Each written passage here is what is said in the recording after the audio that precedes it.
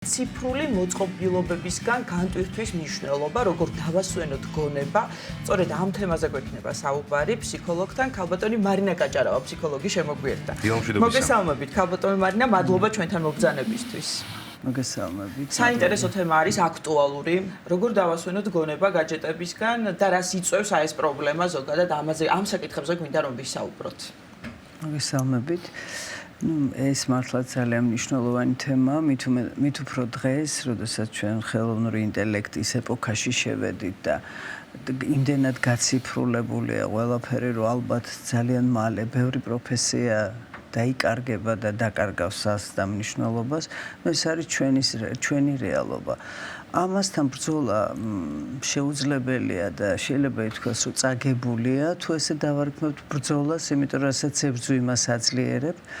ალბათ ჯობია მასთან, როგორც ახლა ცუნამი რომ მოდის, უნდა რაღაცნაირად გადაირჩინო თავი, ალბათ დაახლოებით იგივე სტრატეგია უნდა აირჩიოს ადამიანმა. ზოგადად ადამიანს აქვს ესეთი ერთი და იგივეს მოსმენა 17 წუთზე მეტი არ შეუძლია ადამიანს. მით უმეტეს ეს თუ მონოტონურია, ტვინი იწყებს რესტარტირებას, გადატვირთვას და რაღაც მომენტები არის ჩავარდნა. აი რაც არ უნდა საინტერესო შეხვედრაზე იყოთ, პერიოდულად თქვენ რაღაცები არ გახსოვთ, იმიტომ რომ იმ დროს ტვინი აკეთებდა ამ გადატვირთვას. და ასევე დღეს უკვე იმდენად გახშირებულია და იმდენად გაზრდილია ინფორმაციული ასე ვთქვათ შეტევა ადამიანზე, რომ რეალურად აღმოჩნდა, რომ 3 წუთიც კი უკვე ძალიან დიდია ერთი და იგივე ინფორმაციისთვის და ნათქვამიც არის, რომ პირველი 3 წუთი თუ ვერ თქვი სათქმელი, მერე უკვე აღარავინ აღარ გისმენს და ვეღარ გისმენს. და აი ეს დღევანდელი ტიკტოკური კულტურა, ტიკტოკის და იგივე rilsების ეგრეთ წოდებული, არის სწორედ ის, რომ რამოდენიმე წამში ნათქვამი გზავნილი, რომელიც ადამიანის ცნობიერებას ჭრის. და შემდგომში ხდება გადასვლა ერთიდან მეორეზე და ასეთი სკროლვას რასაც ეძახიან და უამრავი თქვენ რაც ბრძანეთ, სწორედ უამრავი არასაჭირო თუ საჭირო თუ მნიშვნელოვანი თუ უნიშნულო თუ ნებისმიერ ტრეშს რასაც ეძახიან, აი ნაგვის თქმისგან არ მინდოდა თავის შეკავება, მაგრამ საინფორმაციული ნაგავი აბსოლუტურად ჩვენს ტვინში შემოდის. და ყველაფერი არაფერი არ იკარგება, ხო, ეს ყველაფერი არის სადღაც ჩატვირთული, რომელიც ხან ფლეშბეკების სახით, ხან სიზმარში, ხან ცხადში რაღაცა შემოჭრას აკეთებს ჩვენს ცნობიერებაში და შესაძლებელია სერიოზული დისკომფორტით შეუქმნას ადამიანს. აქედან გამომდინარე, აი მე მოზარდებთან როცა ვმუშაობ, ვეუბნები ხოლმე, რომ თუ მაინც და მაინც ამას უნდა უყურო, მოდით დავიცვათ კიბერდიეტა, ეგრეთ წოდებული, რომელიც არის ვთქვათ რაღაცა მობილური ტელეფონის გარეშე. ეხლა დღეს უკვე არის ესეთი ფობია ახალი, სხვათა შორის nomofobia, no mobile phone phobia არის, რომელიც არის ადამიანისთვის ტელეფონობის გარეშე. ტელეფონის გარეშე ყოფნის შიში. მე მგონი მე მაქვს. მე მგონი ყველას აქვს, იმიტომ რომ ტელეფონში არის ჩვენი საბანკო თუ რა ვიცი, პოსტა, ნებისმიერი ინფორმაცია, გამოძახება, რაც გნებავთ, იგივე ლექციის ჩატარება თუ სიის ამოკითხვა, უკვე ყველაფერი ტელეფონიდან არის. ასევე ტაქსის გამოძახება. მულტიფუნქციური გახდა. თითქოს მართლაც ხელზე რომ დაიდო, გაგრძელებაა ხელის. ანუ ადამიანს ამის გარეშე არის, ამით ძინავს, ამით ჭამს, ამით მოძრაობს.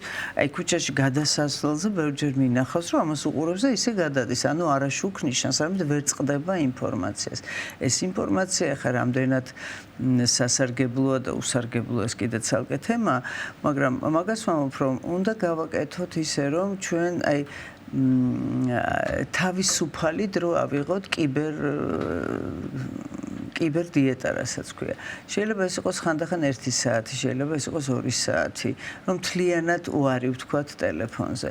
გარდა ამისა, კონტენტი, შინაარსაც შეეხება არის თუ არაფერს გასწავლის, მაშინ რატომ ხარჯავ ამაზე დროს, თუ არაფერს გაძლევს.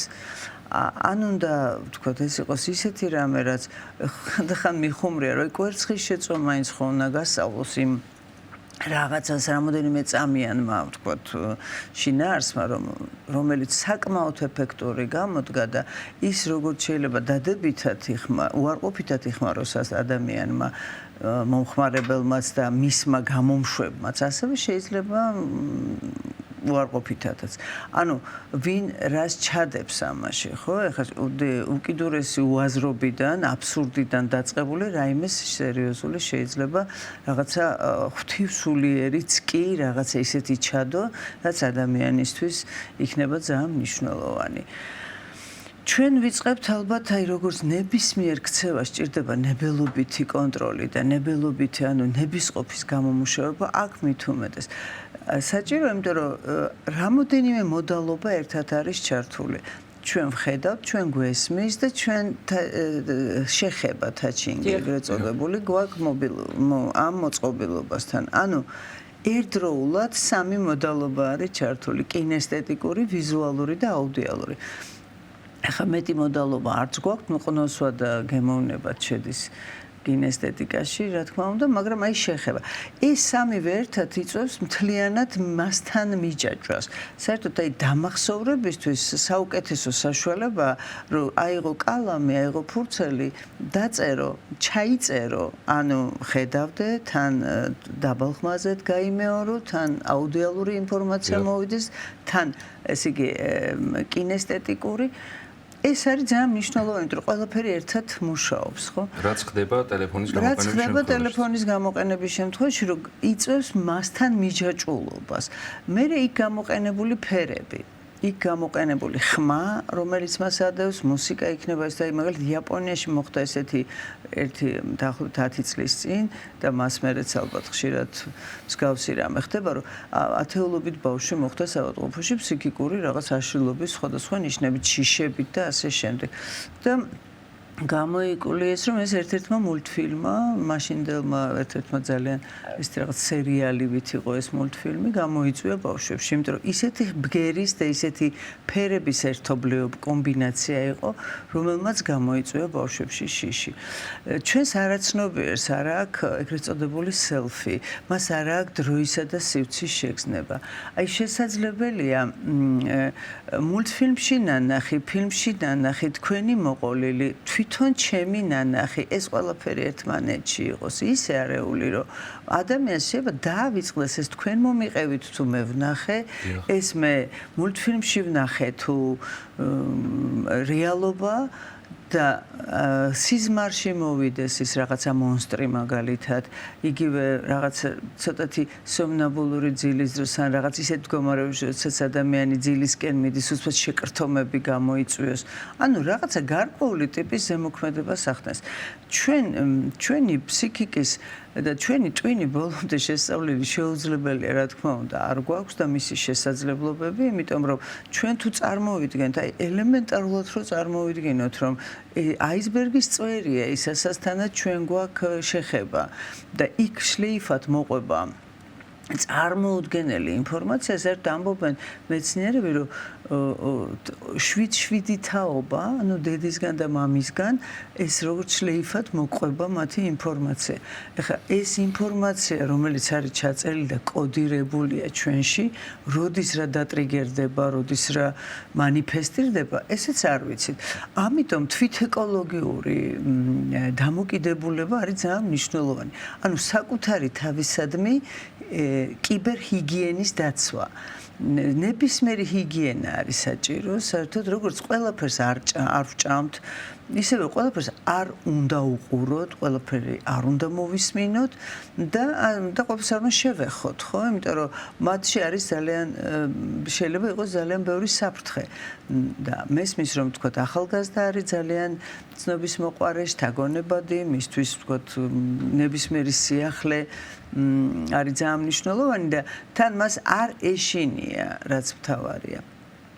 რო არ ეშინია ამის გამო შეიძლება გადაეშვას ისეთ ქცევაში რომელიც მისთვის გახდეს დასრულისთვის უფრო მარტივია ვთქვათ კონტროლი აი კიბერჰიგიენა რაზეც თქვენ საუბრობთ კიბერდიეტა და გარკვეული საათების განმავლობაში თავშეკავება მოზარდებს უფრო უჭირთ და მათი გაკონტროლება ვთქვათ აი რას უყურონ რას არ უყურონ ძალიან უჭირს მშობელსაც.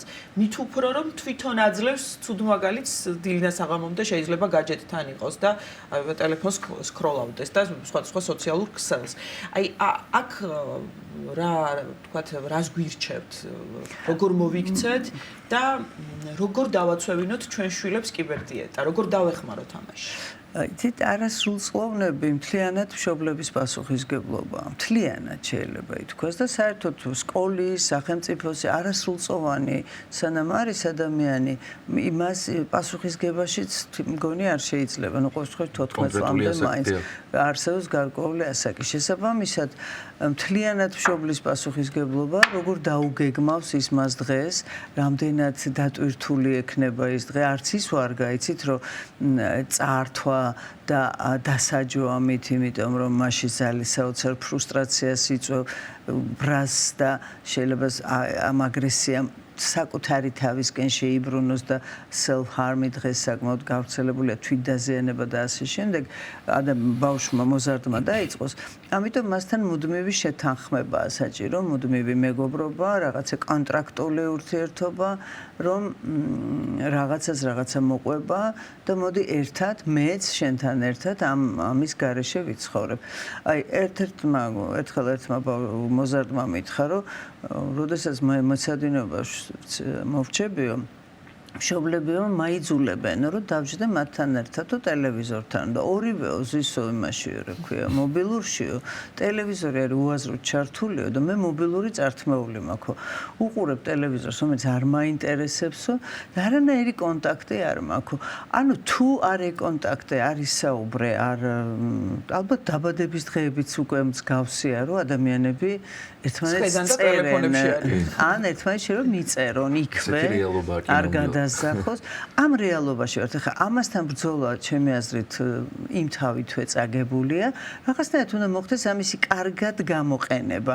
თუ კი შეიძლება, რომ ეს კიბერმოწყობილობები მონასტრებშიც არის და ათონზეც არის და იყენებენ ღვთისმადლით მშვენივრად, ასევე ხელოვნება, ასევე ვთქვათ ადამიანი, იგივე ფოტოგრაფია, იგივე უამრავი სასარგებლო, სასიამოვნო, საინტერესო ინფორმაცია შეიძლება იყოს.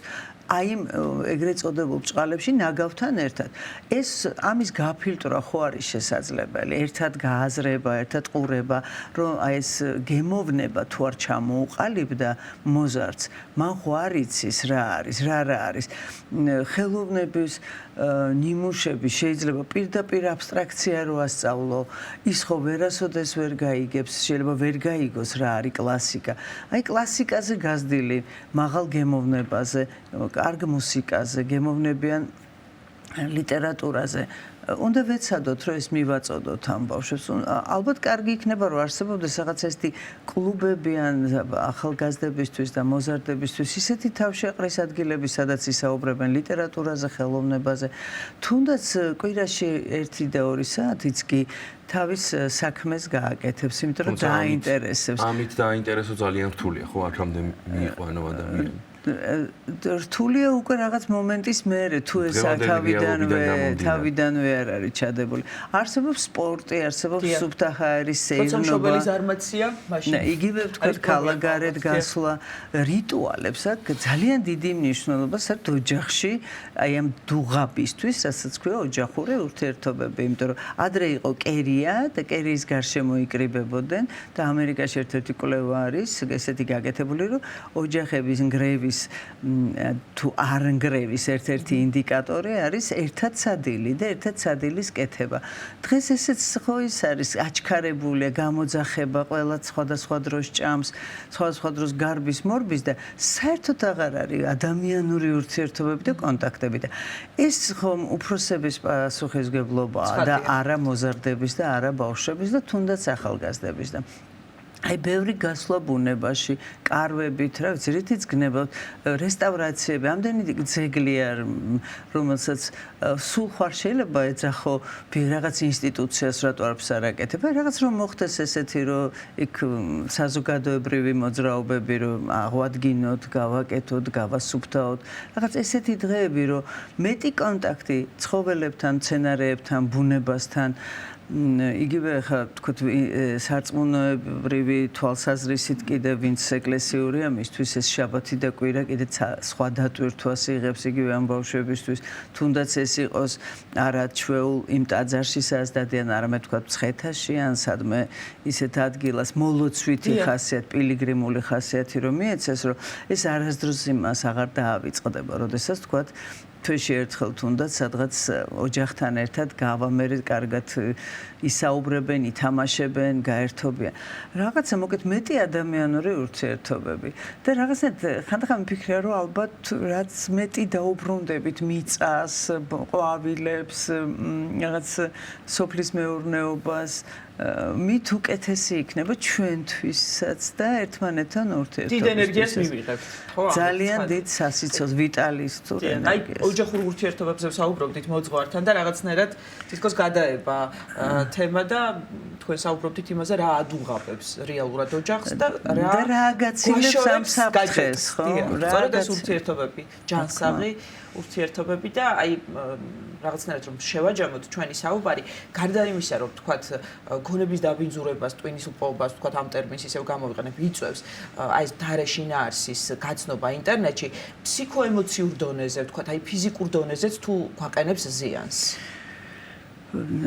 თავისთავად ხაი არათუ ფიზიკურ აქ სხვათა შორის არსებობს მინდა არ შემიძლია რა უღნიშნო პორნოგრაფია რომელსაც ბავშვებს მოსარდებს აქვთ მასთან თუ აქვს მასთან წვდომა ეს მათ ფსიქიკური აშლილობის წინაპირობა შეიძლება გახდეს ძალადობა სისხლი პირდაპირ ეთერში მკვლელობების და თქვა სიკვდილით დასჯის ყურება და ასე შემდეგ ეს ძალიან დიდი სტრესია და როგორც წეღავ თქვი შეიძლება მასში გამოიწვიოს ფსიქიკური აშლილობა ეს და გარდა ამისა კიდევ არის ისეთი კონტენტი შეიძლება იყოს რომელიც ადამიანის ასაკობრივად აი 18+ არის რაღაცა 12+ ეს უნდა იყოს გათვალისწინებული იმიტომ რომ ის არ არის მზად მიიღოს ეს ინფორმაცია და აქ არსებობს პროგრამები და ეს მშობლებმა იციან როგორ მიიბან ეს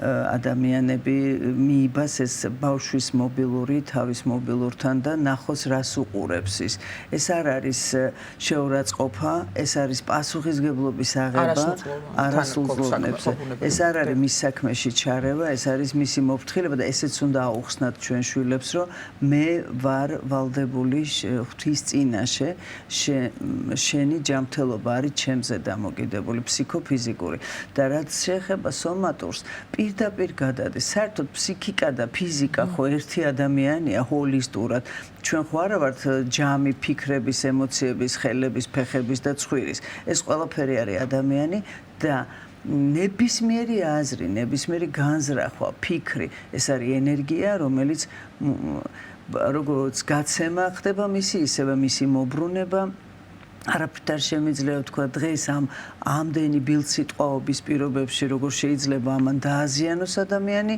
დააზიანოს სომატურად ანუ დაავადოს და მით უმეტეს როცა ამას უყურებს როცა ამას უსმენს და ამას ეხება ძალიან დიდი მადლობა ყოველთვის საინტერესოა თქვენი მოსმენა ფსიქოლოგი მარინა კაჭარავა საუბრობდა სტუდიაში